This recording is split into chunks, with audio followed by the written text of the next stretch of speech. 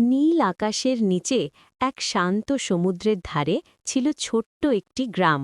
সেই গ্রামে থাকত এক দয়ালু জেলে। তার নাম রহিম। রহিম খুব গরিব হলেও মনটা ছিল সোনার মতো। প্রতিদিন ভোরে সে তার ছোট নৌকা নিয়ে সমুদ্রে যেত মাছ ধরতে।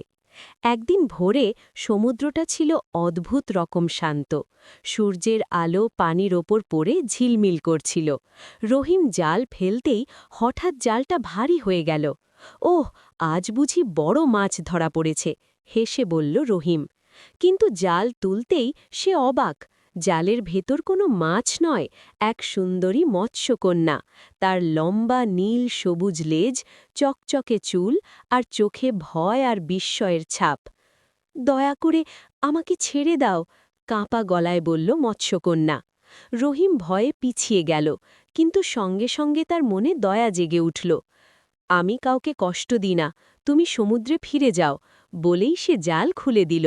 মৎস্যকন্যা আনন্দে চোখ বড় বড় করে বলল, তুমি খুব ভালো মানুষ, আমার নাম মীরা, কোনোদিন বিপদে পড়লে আমাকে ডাকবে।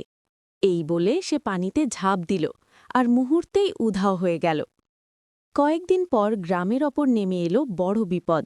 ঝড় আর বন্যায় রহিমের নৌকা ভেঙে গেল, জাল ছিঁড়ে গেল। গ্রামে খাবারের অভাব দেখা দিল।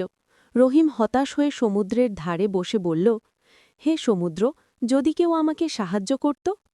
হঠাৎ সমুদ্রের পানি আলোয় ঝলমাল করে উঠল। পানি থেকে ভেসে উঠল মীরা।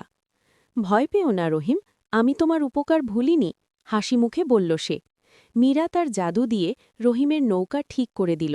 শুধু তাই নয়, সে সমুদ্রে হাত নেড়ে বলতেই অসংখ্য রঙিন মাছ নৌকার চারপাশে ভিড় করল। কিন্তু মনে রেখো, বলল মীরা, কখনো বেশি লোভ করবে না, আর সমুদ্রকে ভালোবাসবে। রহিম মাথা নেড়ে কথা দিল। সেদিন থেকে রহিম প্রতিদিন যতটা দরকার ততটাই মাছ ধরত। গ্রামবাসীরাও ধীরে ধীরে সমুদ্র পরিষ্কার রাখতে শিখল। কেউ আর ছোট মাছ ধরত না, কেউ পানিতে ময়লা ফেলত না। একদিন গ্রামবাসীরা সমুদ্রের ধারে এক উৎসব করল। হঠাৎ পানির নিচ থেকে রঙিন আলো উঠল, আর মীরা তার বন্ধু মাছদের নিয়ে নাচতে নাচতে ভেসে উঠল। বাচ্চারা হাততালি দিয়ে হাসতে লাগল। মীরা বলল, যেখানে ভালোবাসা আর দয়া আছে, সেখানেই সমুদ্র সুখে থাকে। এরপর সে ধীরে ধীরে পানির নিচে মিলিয়ে গেল।